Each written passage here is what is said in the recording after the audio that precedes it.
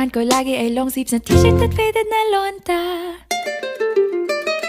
Pero noong makilala kita, nagbagong bigla ang aking timpla. Natutuwa ko na magpariban at mag-ahit ng kilay at least once a month. Hindi ko alam kung anong meron ka na sa akin ay nagpalambot ng bigla. Sinong mag-aakalang lalaki pala ang bibiyag sa tulad kong tigreng gala. Kahit ako'y titibo-tibo, puso ko ay titibok-tibok pa rin sa'yo.